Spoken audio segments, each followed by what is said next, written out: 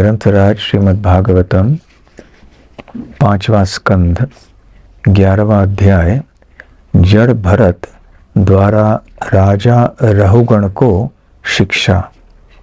श्लोक संख्या 5। सह वासना आत्मा विषय उपरक्तः गुण प्रवाहः विकृतः षोडश आत्मा बिभ्रत पृथक नामभिः रूपभेदम् अन्तः बहिष्त्वम् च पुरैः तनोति सवासनात्मा विषयो परोक्तो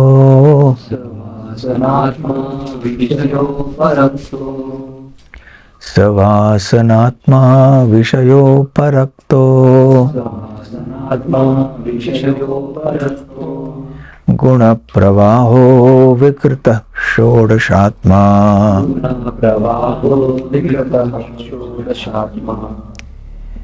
बिभृत भृतं नामभिरूपभेदम्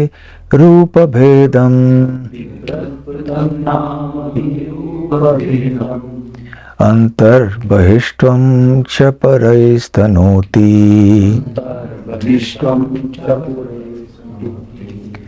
सवासनात्मा विषयो परक्तो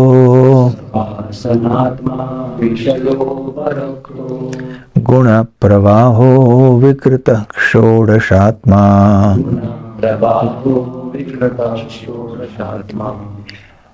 बिभ्रत पृथंग नामभिरूपभेदम्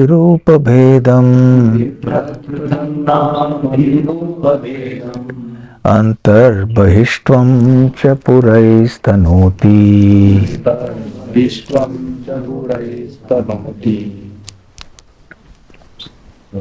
सह वह वासना अनेक कामनाओं से युक्त आत्मा मन विषय उपरक्तः भौतिक सुख में आसक्त इंद्रिय तृप्ति गुण प्रवाह सत्व रजो अवस्था नहीं क्षमा कीजिए सत्व रजो अथवा तमो गुण की शक्ति से प्रेरित विकृतः काम आदि से विरूपित षोडश आत्मा प्रमुख 16 तत्व 5 स्थूल तत्व तथा 10 ज्ञानेंद्रियां एवं मन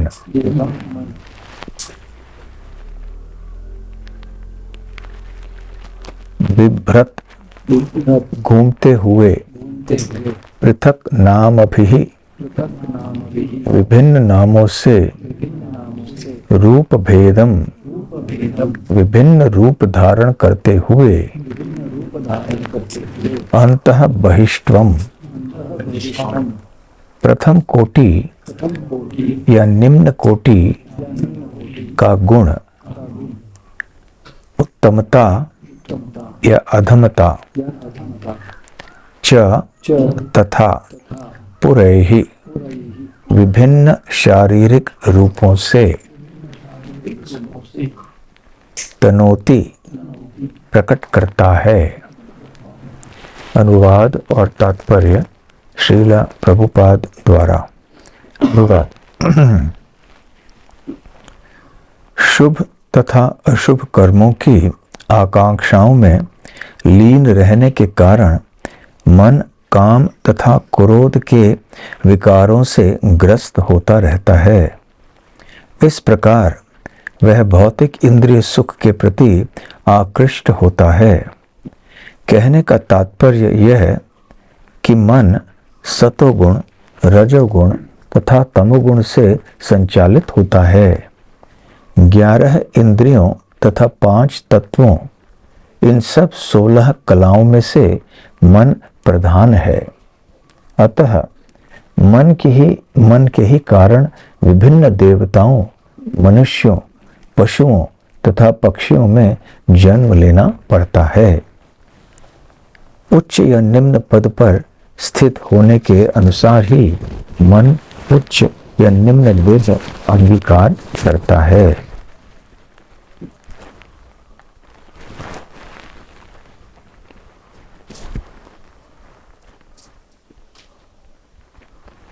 तात्पर्य: 84 लाख योनियों में देहांतरण का कारण भौतिक गुणों के कारण मन का दूषित होना है। मन के ही कारण आत्मा को शुभ तथा अशुभ कर्म करने पड़ते हैं। इस संसार में सतत रहना प्रकृति की तरंगों के समान है। इस संबंध में भक्ति विनोद ठाकुर का कहना है, मायार वशे यच्छ भेसे खाच्छो हावो डूबू भाई। मेरे भाई, आत्मा माया के अधीन है और तुम उसकी तरंगों में बह रहे हो। भगवत गीता के 3 अध्याय के 27वें श्लोक में इसी की पुष्टि हुई है। प्रकृते क्रियमाणानि गुणहि कर्माणि सर्वशः अहंकार विमूढ़ात्मा कर्ताहम इति मन्यते। संपूर्ण कर्म वास्तव में प्रकृति के गुणों से संपन्न होते हैं, परंतु गुणों से उत्पन्न अहंकार द्वारा मोहित जीवात्मा अपने को कर्ता मान बैठता है। अस्तित्व संसार का अर्थ है भौतिक प्रकृति द्वारा पूर्ण नियंत्रण। प्रकृति के आदेशों को अंगीकार करने वाला केंद्र मन ही है। इस प्रकार जीवात्मा कल्पांतर तक विभिन्न देह धारण करता रहता है। कृष्ण भूलि सई जीव अनादि बहिर्मुख, अतएव माया तारे दाय संसार दुख। चैतन्य चरितामृत मध्य लीला कि 20वें श्लोक का 117वां श्लोक। श्री कृष्ण के विस्मरण से ही जीवात्मा प्रकृति के नियमों से बंध जाता है। हरे कृष्णा। सबने प्रसाद लिया है? तो जड़ भरत के उपदेश चल रहे हैं महाराज रहुगण को। हम देख चुके हैं कि कैसे महाराज रहुगण अहंकार के वश में आए और उन्होंने महाभागवत जड़ भरत के प्रति अपराध किया, उनका अपमान किया। परंतु जैसे ही जड़ भरत ने उपदेश देना प्रारंभ किया तो महाराज रहुगण का चित्त बदल गया और वो सीधे शरण में आए महाराज जड़ भरत के। और फिर जड़ भरत ने उनको कई आध्यात्मिक उपदेश दिए और इस संसार के सत्य के बारे में भी अवगत कराया। तो इस श्लोक में ये कहा जा रहा है कि सारे हमारे समस्याओं का कारण मन है। वैसे इसका अर्थ ये नहीं है कि हमारे पास शरीर नहीं है, परंतु हमारे जितने भी इंद्रियां हैं उनमें से प्रमुख मन ही है। जैसे कि यहाँ बताया गया है, षोडश आत्मा, प्रमुख 16 तत्व, 5 स्थूल तत्व अर्थात महाभूत और 10 ज्ञानेंद्रियां। कौन से हैं ये 10 ज्ञानेंद्रिय? अर्थात ज्ञानेंद्रिय और कर्मेंद्रिय दोनों को मिला के तो 10 हो गए। पंच महाभूत 5 और 1 मन। तो यहाँ श्रीमद् भागवत के अनुसार हम समझ सकते हैं कि इन 16 तत्वों में से मन प्रधान है। मन इन सब का नेता है। मन के नेतृत्व में ये सारे इंद्रियां चलती हैं और मन जैसे आज्ञा देता है वैसे इंद्रियां कार्य करती हैं। तो यदि मन नियंत्रित नहीं रहा, यदि मन भौतिक तत्वों में मग्न रहा, तो इंद्रियां भी उसी प्रकार से उस दिशा में जाएंगी। और यदि मन सुदृढ़ रूप से नियंत्रित नहीं किया गया हो तो इंद्रियां मन को यहाँ वहाँ ले जाएंगे। आंखें कहेंगी वहाँ देखो, कान कहेंगे ये चीज़ सुनो, जीभ कहेगा इस चीज़ का स्वाद ले लो। इस तरह से इंद्रियां आदेश देती हैं मन को और मन उनका गुलाम, उनका सेवक बन जाता है। वैसे देखा जाए तो वो प्रमुख है, फिर भी इंद्रियों के अनुसार वो कार्य करता है। और कभी कभी मन में जो इच्छाएं उत्पन्न होती हैं वो इंद्रियों के द्वारा पूर्ण करने का प्रयास करता है। और इसके पीछे निमित्त है बुद्धि। मन की इच्छा है कोई स्वादिष्ट व्यंजन खाने की, तो फिर बुद्धि ये जांच करती है कि अच्छा भोजन कैसे पाया जाए, क्योंकि मन को चाहिए। तो मन की इच्छा कैसे पूर्ण की जाए, कहाँ अच्छा भोजन मिल रहा है जो बहुत स्वादिष्ट है, तो बुद्धि कहीं ना कहीं रास्ता निकालता है। अच्छा हाँ, यहाँ उस होटल में ये बहुत अच्छा भोजन मिलता है तो हम वहाँ पे जाएंगे। तो इस प्रकार से मन, इंद्रियां और बुद्धि, इन सब का संबंध बड़ा घनिष्ठ है। और आगे चल के जड़ भरत कहते हैं, कहने का तात्पर्य यह है कि मन सत्वगुण, रजगुण तथा तमोगुण से संचालित होता है। तो मन अभी गुणातीत है। गुणातीत है, गुणातीत अर्थात गुणों के परे, परंतु वास्तव में मन गुणों के अधीन है, गुणों के वश में है। कभी सत्वगुण, कभी रजो, कभी तम।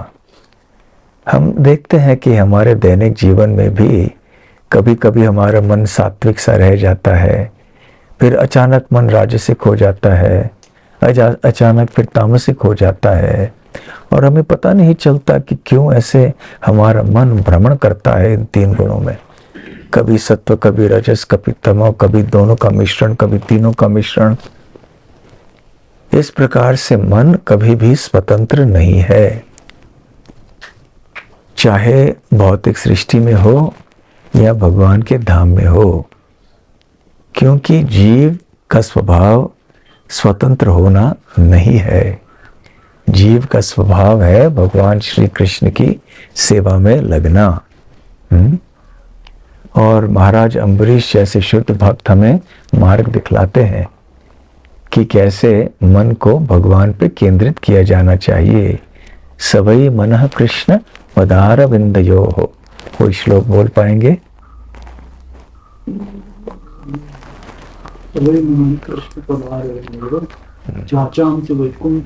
सवई मनः कृष्ण पदारविंदयो का क्या अर्थ है? महाराज अम्बरीश अपने मन को कृष्ण के चरण कमलों में लगाए। महाराज अम्बरीश ने अपने मन का प्रयोग कैसे किया?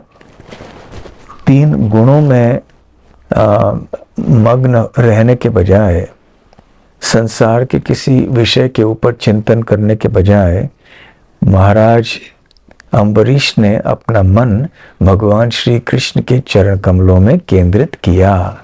फिर वाचांसी वैकुंठ गुणान वर्णने, अर्थात बोलने की शक्ति को, वाचा को उन्होंने भगवान विष्णु के गुण का वर्णन करने में उपयोग किया। तो अपनी जो वाचा है, वाणी शक्ति है, उसका प्रयोग महाराज अम्बरीश ने किया भगवान का गुणगान करने के लिए। फिर करौ हरेर मंदिर मार्जनादिशु, अर्थात उनके हाथों पे करौ, कर, कर अर्थात हाथ, जैसे कर ताल, कर, करौ अर्थात ये द्विवचन है, दो हाथ। करौ हरेर मंदिर, हरि के मंदिर, क्या किया? करो हरेर मंदिर मार्जनादिशु, मार्जन किया, उनकी सफाई की। आदिशु मतलब और भी जितने भी सेवाएं होती हैं वो भी उन्होंने किया। तो महाराज अम्बरीश स्वयं अपने हाथों से ये सेवा करते थे। एक बार उनके ऐसे कहा जाता है कि उनकी रानी ने उनसे कहा कि आप ऐसे मत कीजिए, आप तो विश्व सम्राट हैं, इतने सारे हमारे यहाँ नौकर हैं, कर्मचारी हैं, पुजारी लोग भी हैं, वो मंदिर की सफाई करेंगे। तो महाराज अम्बरीश ने कहा नहीं, ये सेवा मुझसे कोई नहीं छीन सकता, भगवान की सेवा का अधिकार है, मैं करूँगा। तो चाहे हम राजा हों या रंक, भगवान की सेवा हर एक को करनी है। और भगवान की सेवा में कोई ऊंच नीच का विचार नहीं होता है। ऐसी कोई सेवा नहीं है जो बहुत उच्च कोटि की मानी जाती हो, या अन्य कोई सेवा है जो निम्न कोटि की मानी जाती हो। जैसे यदि कोई सोचे कि व्यासासन पर बैठ के प्रवचन देना उच्च कोटि की सेवा है, और फिर मार्जन करना, झाड़ू लगाना वगैरह ये निम्न कोटि की सेवा है, तो ऐसा नहीं है। सारी सेवाएं जो श्री कृष्ण की संतुष्टि के लिए की जाती हैं वो एक समान होते हैं, बल्कि ये सेवाएं वाहन मात्र हैं हमारी चेतना, हमारी भावना, हमारे प्रेम को भगवान श्री कृष्ण तक पहुंचाने के लिए। तो महाराज अम्बरीश ने बहुत महत्वपूर्ण उपदेश दिया हमें कि चाहे हम जो भी क्यों न हो, हमें साधारण से साधारण सेवाओं करने में हिचकिचाहट नहीं होनी चाहिए। किसी को ऐसे नहीं सोचना चाहिए कि मैं अब इतना वरिष्ठ भक्त हो गया हूँ तो मैं अभी ये सारी सेवाएं क्यों करूं, ये तो नए नए लोगों के लिए है। या किसी को ऐसे नहीं सोचना चाहिए कि मुझे तो इतने श्लोक आते हैं, इतने अच्छे प्रवचन में देता हूँ, अब मैं जाके झाड़ू लगाऊंगा। नहीं नहीं, ऐसे कैसे हो सकता है, ये भी गलत विचार है। इस तरह से किसी भी कारण से हमें भगवान की सेवा को ठुकराना नहीं चाहिए। कोई व्यक्ति यदि कहे कि मेरा पद इतना ऊंचा है, मैं इतना प्रतिष्ठित व्यक्ति हूँ, मैं इतना धनी व्यक्ति हूँ, तो ये साधारण सी सेवा मैं कैसे करूं? महाराज अम्बरीश जैसे धनी तो कोई नहीं है, महाराज अम्बरीश जैसे कोई विश्व सम्राट तो नहीं है, महाराज अम्बरीश जैसे इतने विशाल हृदय के बुद्धिमान व्यक्ति नहीं है कोई। तो ऐसे महाजन हमें दिखलाते हैं कि दुनिया में रह के कैसे हमारी चेतना होनी चाहिए, किस प्रकार की सेवाएं हमें करनी चाहिए। कभी भी सेवा को साधारण नहीं समझना चाहिए। सेवा करते समय ये भावना हमारे मन में रहनी चाहिए कि मैं किन की सेवा कर रहा हूं, भगवान की सेवा कर रहा हूं। तो ऐसी भावना ही सबसे महत्वपूर्ण बात है। तो महाराज अम्बरीश ने बताया कि नहीं, ये सेवा मैं ही करूंगा और किसी को हम नहीं देंगे। नौकर चाकर हो सकते हैं भले, तो अपनी पत्नी से कहा दूसरे कार्यों में लगा दो उनको, लेकिन ये मेरी सेवा है और मैं उसको करूंगा। तो विश्व सम्राट होने के बाद भी महाराज अम्बरीश रोज मंदिर के अंदर मार्जन करते थे, सफाई करते थे। इसलिए हमारे आंदोलन में भी, भक्ति के आंदोलन में, हरे कृष्ण आंदोलन इस्कॉन संस्था में हम देखते हैं कि जब तक व्यक्ति पूरी तरह से साधारण सेवा करने में प्रशिक्षित नहीं होता है, उसकी चेतना आगे चल के पूरी तरह से विकसित नहीं हो पाती है। और फिर वो कोई ना कोई किसी न किसी तरह का अहंकार उसके अंदर आएगा, आलस आएगा। इसलिए चाहे हम नए भक्त हों, वरिष्ठ हों, कितने भी पढ़े लिखे क्यों न हो, जो भी कुछ हो, हम सबको ऐसी साधारण सेवाएं जबरदस्ती करनी चाहिए। जबरदस्ती अर्थात कि भले हमें कोई कहे या न कहे, हमें करना चाहिए। थोड़ी सेवा तो कम से कम, प्रसाद वितरण हो, झाड़ू करना हो, बर्तन मांजने हो, थोड़े समय के लिए तो ऐसे सेवाएं जो हैं ये हमें नम्र रखते हैं। और विनम्रता आध्यात्मिक चेतना के विकास के लिए बहुत ही आवश्यक है। जहाँ हृदय में अहंकार है वहाँ कोई भक्ति का विकास नहीं हो सकता है, क्योंकि इसका अर्थ ये है कि हम सोच रहे हैं कि मैं इतना बड़ा व्यक्ति हूँ, इतना विद्वान हूँ, इतना बुद्धिमान हूँ। तो ये एक अहंकार का लक्षण है। तो ये जो एक मान है, ये सम्मान की भावना, इसको समाप्त करना है। देखिए, भगवान श्री कृष्ण की वृंदावन लीलाएं सर्व आकर्षक हैं और रास लीला उनमें से सर्वश्रेष्ठ है। तो रास लीला में शामिल होने के लिए ऊपरी लोकों से भी देवी देवतागण सब आते हैं। यहाँ तक कि लक्ष्मी देवी भी भगवान की रास लीला का दर्शन करना चाहती हैं, परंतु उन्हें अनुमति नहीं मिलती। बल्कि गोपियाँ कहती हैं उनको रास्ते में कि आप कौन हैं? बोले मैं लक्ष्मी देवी हूँ। लक्ष्मी देवी कौन? मैं वैकुंठ की महारानी हूँ। नहीं, यहाँ महारानी केवल राधा रानी है। आपका ये यदि भाव है कि मैं महारानी हूँ तो आप यहाँ रासलीला में प्रवेश नहीं कर सकती हैं। तो लक्ष्मी देवी को प्रवेश नहीं मिला। लक्ष्मी देवी कोई साधारण भक्त नहीं है, भगवान की पत्नी है। वैकुंठ निवास जगत में रह के श्री भगवान विष्णु के पाद सेवा करती हैं। फिर भी क्योंकि उनके मन में यह भाव था कि मैं वैकुंठ की महारानी हूँ और इस भाव को वो त्याग नहीं पाई, इसलिए भगवान के वृंदावन लीला में वो प्रवेश नहीं कर पाए। कौन सा श्लोक है जिसमें ये कहा जाता है कि लक्ष्मी देवी ने भी बहुत लंबी समय तक तपस्या की श्री कृष्ण की चरण रज प्राप्त करने के लिए और फिर भी उन्हें प्राप्त नहीं हुए?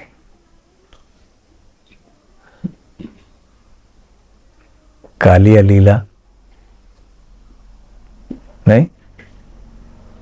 कस्यानुभावो स्यनदेव विद्महे तवांघ्रिरेणु स्पर्शाधिकारः यद वांछया श्रीर ललनाचरत तपो विहाय कामान सुचरत दृढ़ प्रताः। तो नाग पत्नियां भगवान कृष्ण से कहती हैं, जब श्री कृष्ण ने कालिया का दमन किया था तो नाग पत्नियां क्षमा याचना करने के लिए अपने पति के ओर से आई भगवान के सामने। बहुत आकर्षित हुई भगवान का सुंदर रूप देखकर। वो तो भक्त थी भगवान कृष्ण की, कालिया भक्त नहीं था। बाद में श्री कृष्ण के थोड़े औषध को प्राप्त करके फिर वो बन गए हैं भक्त। परंतु ये नाग पत्नियां पहले से थी, तो उनके मन में बड़ा आश्चर्य हुआ कि हे भगवान, आपके जो चरण कमल के रज हैं उनको प्राप्त करना कितना दुर्लभ है। यहां तक कि लक्ष्मी देवी यद वांछया, वांछया मतलब उनकी वांछा, उसकी इच्छा से, श्री ललना चरत तपो, श्री मतलब लक्ष्मी देवी, ललना मतलब जो सबसे उच्च कोटि की महिला है, आचरत तपः, उन्होंने तपस्या की। सुचिरम, बहुत लंबे समय तक लक्ष्मी देवी ने अपने आप को भगवान कृष्ण के चरण कमलों के रज को प्राप्त करने के लिए अपने आप को तपस्या में स्थित किया, और फिर भी नहीं प्राप्त कर पाए। यद वांछया श्री ललना चरत तपो विहाय कामान, अन्य सारी इच्छाओं को त्याग कर सुचिरम दृढ़ व्रता, लंबे समय के लिए वो तपस्या में स्थित हो गई। फिर भी लक्ष्मी देवी को भगवान के चरण कमलों के रज या उनकी विशेष कृपा नहीं प्राप्त हुई। इसलिए नाग पत्नियों को बड़ा आश्चर्य हो रहा है कि आपने हमारे पति के फणों के ऊपर या सर के ऊपर आपके चरण कमल रखे और आपने नृत्य किया। हमारे पति के सर के ऊपर 1000 सर थे, 1000 फण थे, और भगवान कृष्ण ने नृत्य किया उन फणों के ऊपर। हम सब जानते हैं कालिया लीला। तो उनको बड़ा आश्चर्य हो रहा है कि ये सौभाग्य हमारे पति को कैसे प्राप्त हुआ, जबकि साधारण दृष्टि से कोई देखे तो कोई ये कहता नहीं कि ये सौभाग्य है। जैसे कोई किसी को किसी के सर पे ठोकर मार रहा, ये कृपा है, कोई कहेंगे ऐसे नहीं। परंतु क्योंकि ये भगवान कृष्ण के चरण कमल हैं जो कालिया के सर पे वज्र के समान प्रहार कर किए जा रहे हैं, परंतु कृष्ण तो नाजुकी से बिल्कुल नृत्य कर रहे थे। इधर से उछल के इधर, उधर से उछल के दूसरे फण पे, दूसरे फण से तीसरे फण में, और बहुत ही मधुर ढंग से नृत्य कर रहे थे। श्री कृष्ण के लिए एक एक नृत्य था, परंतु श्री कृष्ण अनेक उद्देश्यों की पूर्ति एक ही कार्य से करते हैं, इसलिए वो समर्थ हैं, 100% समर्थ। समर्थ अर्थात क्या होता है? कोई चीज संपन्न करने में बिल्कुल प्रवीण है, कोई भी काम कर सकते हैं। जैसे कोई हम प्रश्न पूछते हैं, अरे ये अभी काम है, कौन कर सकता है? या इतना धन अभी लाना है, कौन कर सकता है? हाँ, ये भक्त हैं, कृष्णदास हैं, ये समर्थ है, ये कर लेंगे। तो वास्तव में समर्थ तो श्री कृष्ण ही है। तो अभी जब श्री कृष्ण ने नृत्य किया, अपने चरण कमलों से स्पर्श किया कालिया के फणों को, तो चरण रज तो पड़ गए। तो कालिया के पत्नियों को बड़ा आश्चर्य हुआ कि इतना बड़ा सौभाग्य हमारे पति को कैसे मिला। कस्य अनुभव कस्यानुभावो स्यन देव विद्महे तवांग्र रेणु स्पर्शाधिकार।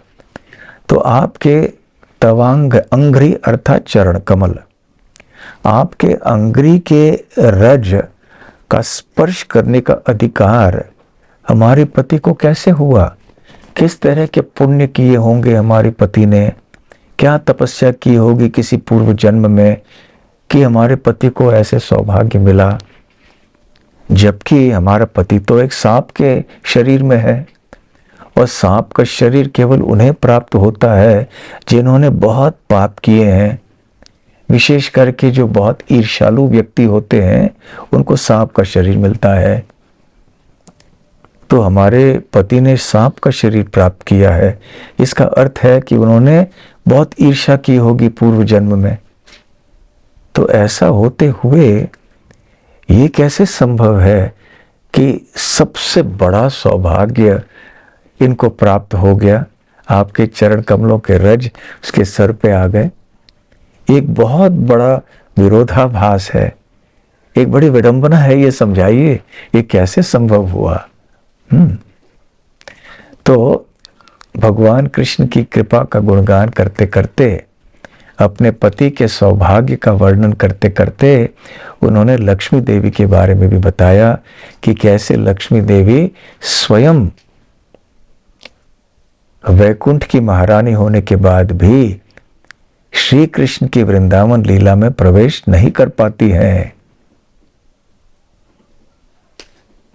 यहां तक कि शिव जी को भी गोपी बनना पड़ा, गोपेश्वर महादेव बने।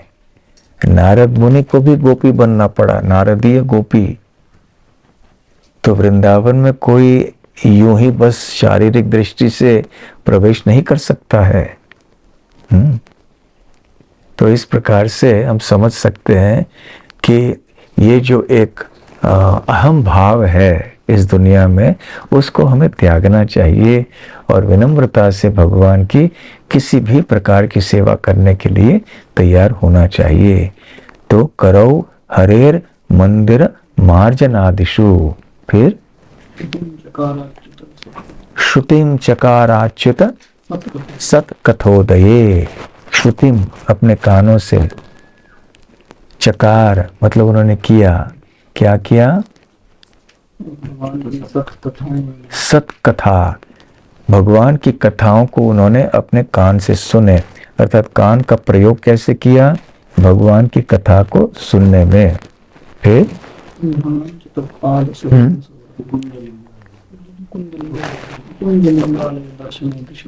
मुकुंद लिंगालय दर्शन दृशो। यहाँ मुकुंद लिंगालय अर्थात भगवान मुकुंद या श्री कृष्ण का विग्रह का मंदिर। तो रोज जाके वो भगवान श्री कृष्ण का दर्शन मंदिर में करते। मुकुंद लिंगालय दर्शन दृशो।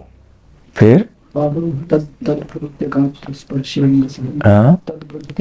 तद्भृत्यांग स्पर्शेंग संगमम। तद्भृत्य भगवान श्री कृष्ण के सेवकों के अंग का स्पर्श करके, उनको आलिंगन करके उन्होंने अपनी त्वचा का, अपने शरीर का प्रयोग किया। फिर घ्राणम च तत् सरोज सौरभम।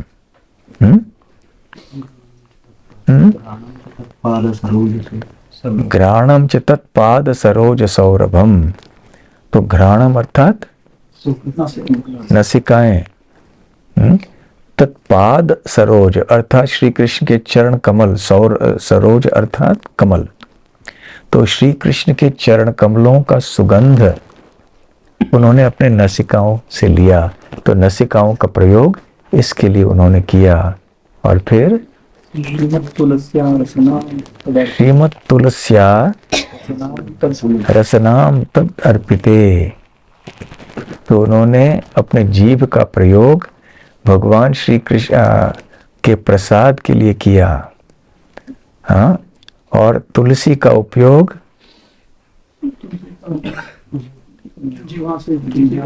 जीवा से किया, और तुलसी का सुगंध भी उन्होंने लिया और स्वाद भी लिया। इस प्रकार से महाराज अम्बरीश ने अपने मन का प्रयोग और अपने समस्त इंद्रियों का प्रयोग भगवान श्री कृष्ण की सेवा में किया। और यही एकमात्र उपाय है मन और इंद्रियों को वश में करने के लिए।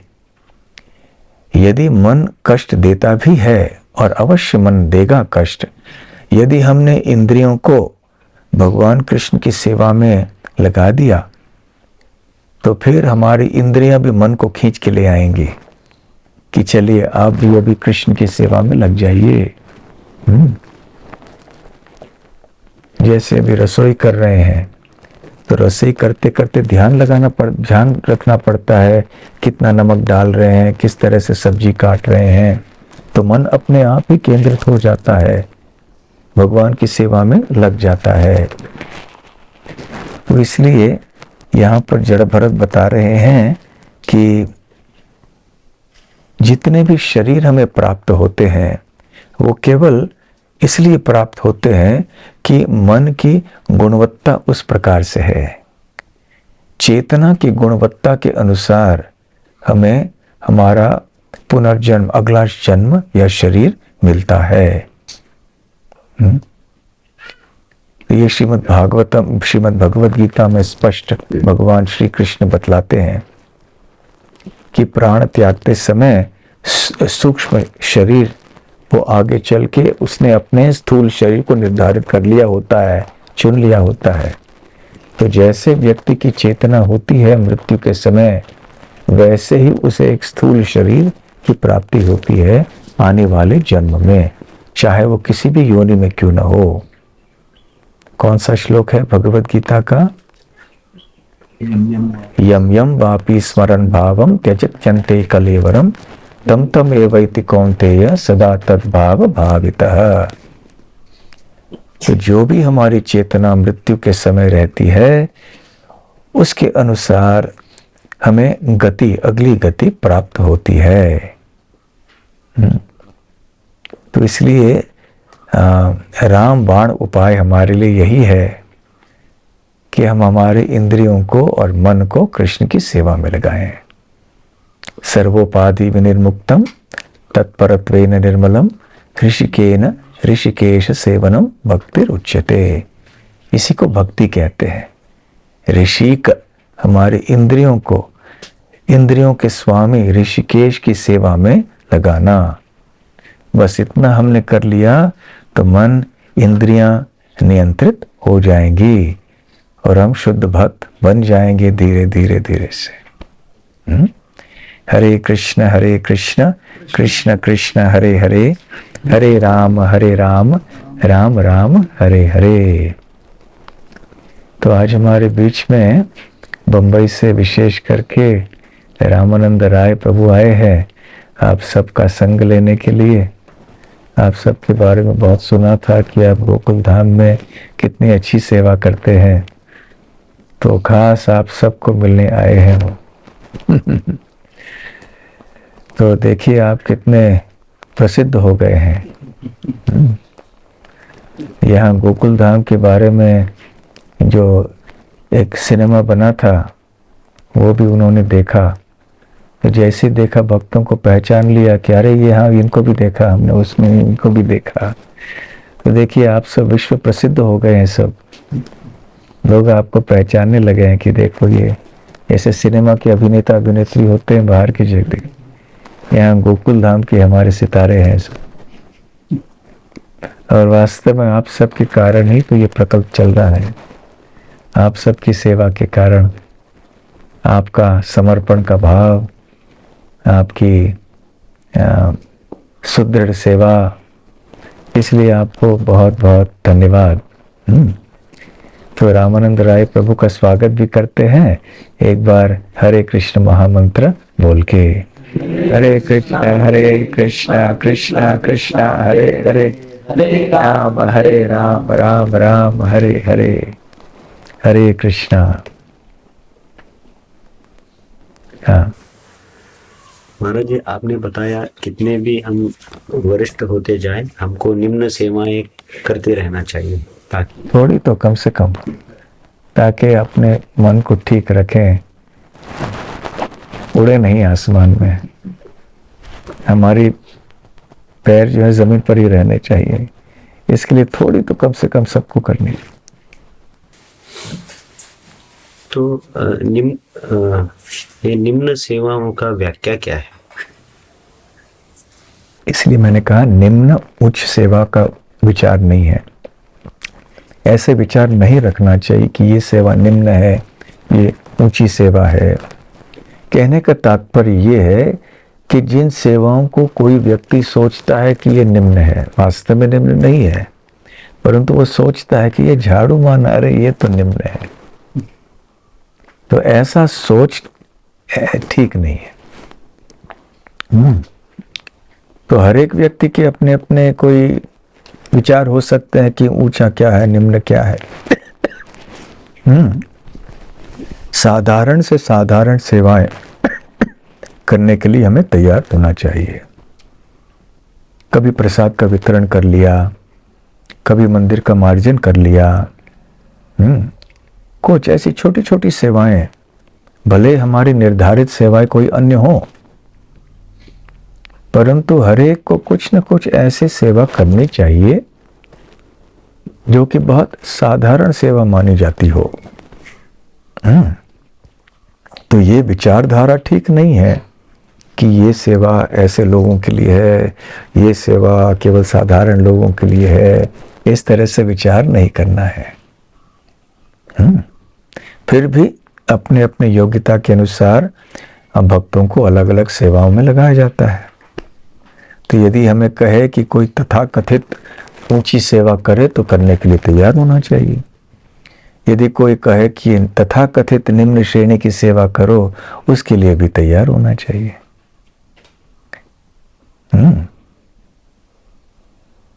जैसे कोई हमें कहे कि प्रभु आप जरा झाड़ू लगाइए ना, शौचालय को साफ कर लीजिए आश्रम के। नहीं, मैं इतना वरिष्ठ हूं, मैं नहीं करूंगा, ये ठीक नहीं है। तो ये शरणागति और विनम्रता नहीं है। ठीक उसी प्रकार से एक भक्त से कहा जाए कि प्रभु आपको अभी जाके प्रवचन देना है। नहीं प्रभु, मैं तो बहुत छोटा हूं, कुछ नहीं पता मुझे, वो भी विनम्रता नहीं है। हाँ, केवल कहने से कि प्रभु मैं बहुत छोटा हूं, कुछ नहीं आता मुझे। कुछ तो आता है, इसलिए तो हो यहाँ पर। तो जो आता है वो कह दो। अर्जुन ने युद्ध किया कुरुक्षेत्र के युद्ध भूमि पर।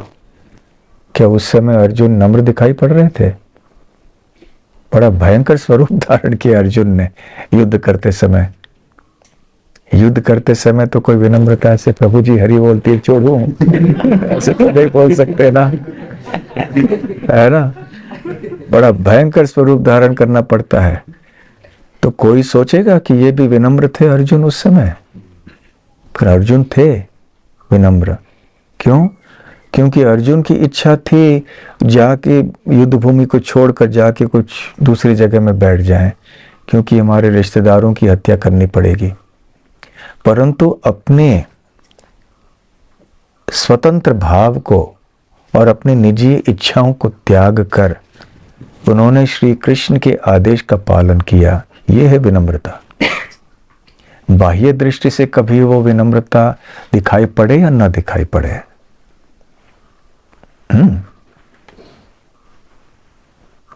इसलिए भेद नहीं करना चाहिए ऊंच नीच में, जहां तक भगवान से संबंधित कोई भी चीज हो।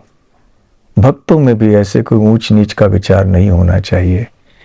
ये धनी परिवार के हैं, गरीब परिवार के हैं, है ना, ये इस जाति के हैं, उस जाति के हैं, इस भाषा के हैं, उस भाषा के हैं। ये बहुत शिक्षित है, नहीं है, ये बहुत विद्वान है, ये नहीं है। फिर भी हमारे शास्त्रों में जगह जगह बताया गया है भेद भी करना चाहिए। जैसे जो बहुत ही आगे बढ़े हुए कोई भक्त होते हैं, उनका सम्मान हम उस तरह से नहीं कर सकते जैसे हम एक नौसिखिया भक्त का सम्मान करेंगे। अंतर तो होना चाहिए। तो इतनी बुद्धि भी होनी चाहिए, विवेक बुद्धि होनी चाहिए भेद करने के लिए कि यद्यपि हम सभी का सम्मान करेंगे, परंतु किस व्यक्ति का कितना और किस रूप से सम्मान करना चाहिए वो भी होना चाहिए। तो सेवाओं में भी भेद इस दृष्टि से कर सकते हैं कि जो आवश्यक है जिस समय जो चीज उसको हम कर सकते हैं। परंतु यदि कोई बहुत अच्छा कीर्तन करते हैं, तो यदि जो बहुत से लोग आ रहे हैं तो हम कह सकते हैं कि प्रभु आप कर लीजिए कीर्तन, क्योंकि आप बहुत अच्छी कीर्तन करते हैं। ठीक है ना। तो उस समय हम दूसरे को नहीं सब समान हैं भक्त लोग, इसे कोई बेसुरा गाता है उसको हम कीर्तन करने के लिए बिगा दें। बहुत सारे लोग हैं, फिर उनका जो उनकी भावना बिगड़ जाती है। लेकिन जो अच्छा कीर्तन करता है उसके मन में घमंड नहीं आना चाहिए कि सब कुछ मेरे ऊपर निर्भर है। जब भी कीर्तन की आवश्यकता होती है तो मुझे बुलाया जाता है, तो मैं विशेष हूं। ये विचार नहीं होना चाहिए। तो जो वो कीर्तन गाने वाला व्यक्ति है उसे भी शौचालय को साफ करने के लिए तैयार होना चाहिए, उतनी ही आतुरता से।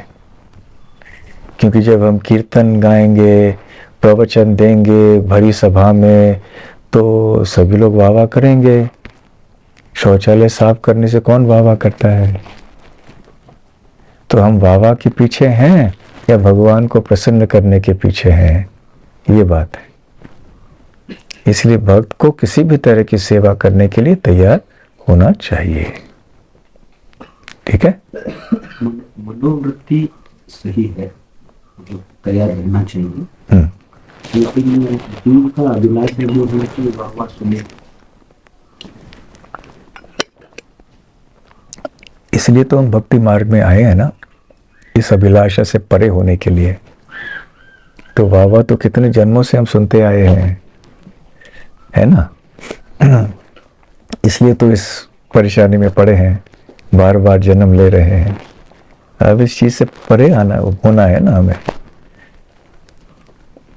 तो इसलिए हमें अभी प्रभुपाद जी के बताए हुए पथ पे चलना चाहिए। ठीक है। हमारा इसी प्रश्न से संबंधित है। आपने जैसे अभी बोला कि जो सेवा में ऊंच नीच नहीं करना चाहिए, लेकिन यदि कोई सेवा ऐसी है जिससे हमें वाह मिले, तो इसके लिए हम वो सेवा नहीं करेंगे, क्योंकि वाह में वो भी झूठी विनम्रता भी नहीं होनी चाहिए। यदि वो सेवा करना है हमारे लिए आवश्यक है वो करना, क्योंकि ऐसे आदेश मिला है हमें, या भक्तों की इच्छा है, या प्रचार के लिए, भगवान को प्रसन्न करने के लिए वो ठीक रहेगा, तो उसे नहीं करने से भी वो विनम्रता नहीं होगा, बल्कि वो भी एक अहंकार हो सकता है, ज्ञान हो सकता है।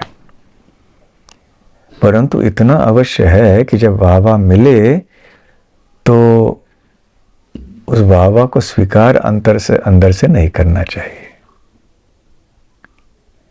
गुरु परंपरा को दे देना चाहिए, फिर वो ऊपर ऊपर ऊपर कृष्ण के पास जाता है। परंतु वाह सुनने से ऐसे लगता है कि अमृत है, कानों में जा रहा है, इसलिए मुश्किल होता है।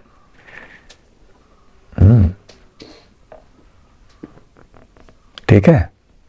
हाँ, अंतिम प्रश्न, फिर हमें निकलना है। हाँ महाराज, हम प्रवचन सुनते हैं, बहुत देर तक हम सुनने के बाद ये सब कुछ हमको और हृदय तक स्पर्श नहीं होता है। एक दूसरा कोई कुछ बुरा बोलते हैं तो तुरंत स्पर्श होके उसका कार्यकलाप हमको सालों सालों तक रहता है। उन्होंने ऐसा बोला करके साल तक रखते हैं, और जब गुरु या वैष्णव कुछ बोला तो उसको मन का अंदर ही दिया जाता है। तो मेरा प्रश्न है, वो एक चीज अंदर में रख के पूरा साल हम उसको करते हैं, और वैष्णव का अंदर क्यों नहीं घुसता है? जाना चाहिए।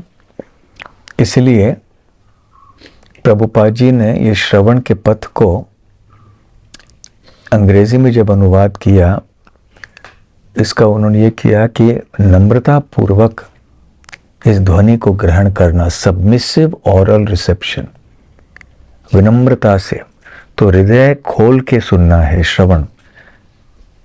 जैसे बाहर का प्रकाश है वो अंदर तब आ पाएगा कमरे में जब हमने खिड़कियां और दरवाजे खोल दिए हैं। तो हमारे हृदय की खिड़कियां हमने यदि बंद कर ली तो ध्वनि नहीं आएगी। भले ध्वनि हमारे कानों के अंदर गई, परंतु हृदय में नहीं जाती।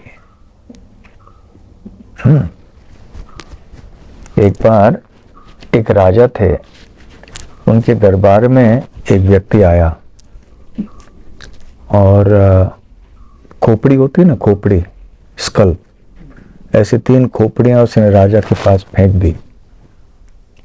हमने आपके बारे में बहुत कुछ सुना है कि आप इतने बुद्धिमान हैं और आपके पास इतने बुद्धिमान मंत्री हैं, तो मैं परीक्षा करने आया हूं कि आप कितने बुद्धिमान हैं।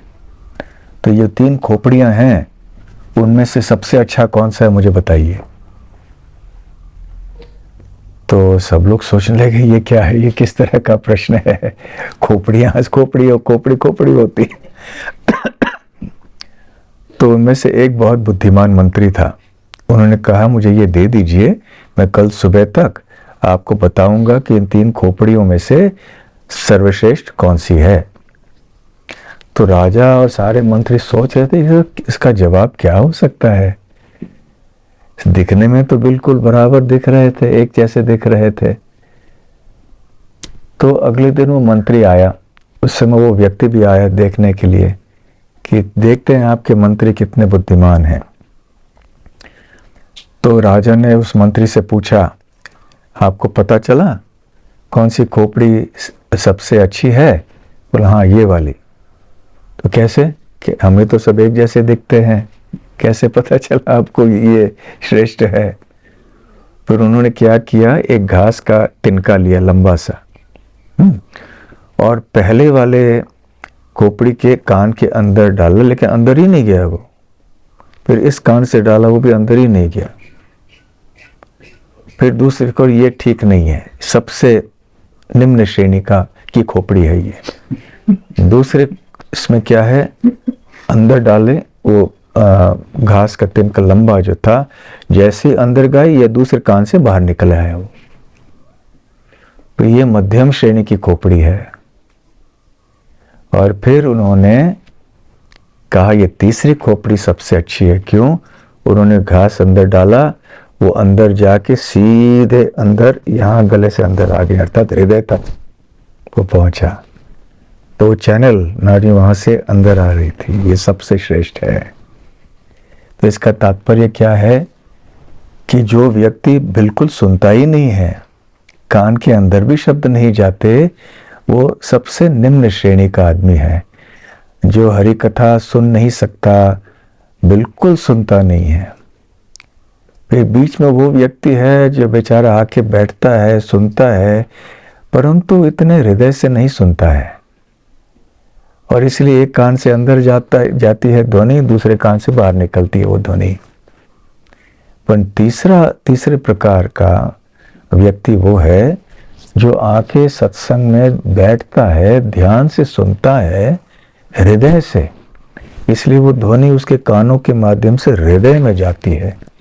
हृदय में जाके वो मंथन करती है वो ध्वनि, जिसके कारण फिर उसकी आध्यात्मिक चेतना प्रकट होने लगती है या विकसित होने लगती है। तो इसलिए ये श्रवण की पद्धति ऐसे होनी चाहिए। ऐसे आने से सीधे हृदय में जाना चाहिए, ना ऐसे और ऐसे बाहर, और न ही ऐसे जाके बाहर, अंदर सीधे हृदय में जाना है। इसलिए श्रवण ये एक पद्धति है, प्रोसेस। कैसे करना इसको भी सीखना चाहिए।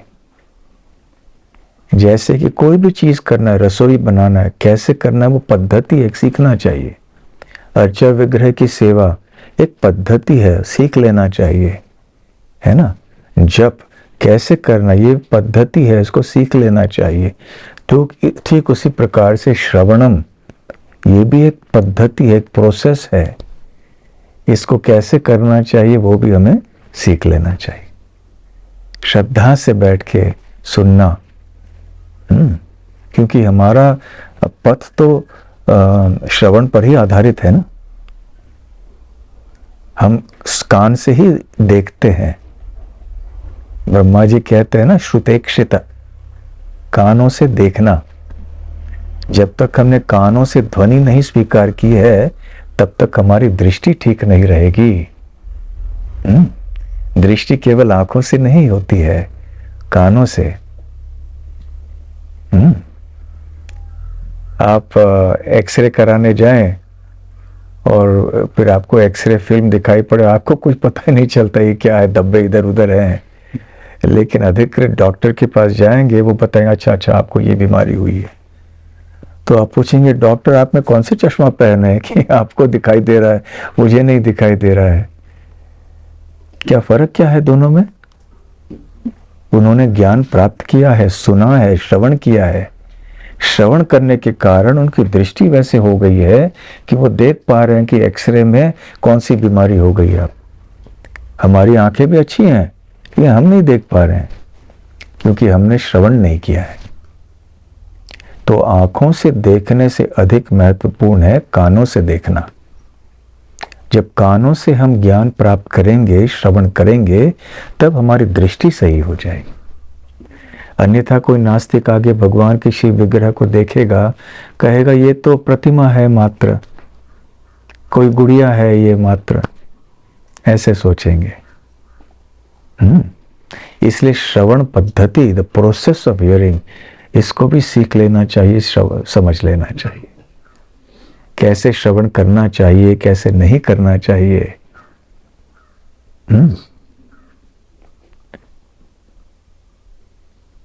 हरे कृष्णा। बस अभी बहुत देर हो गई, हमें निकलना है, ठीक है। तो बहुत बहुत धन्यवाद। हरे कृष्णा कृष्ण कृष्ण हरे हरे, हरे राम राम राम हरे हरे। ग्रंथराज श्रीमद् भागवतम की जय, श्रील प्रभुपाद की जय। गौर प्रेमानंदे। हरि हरि बोल।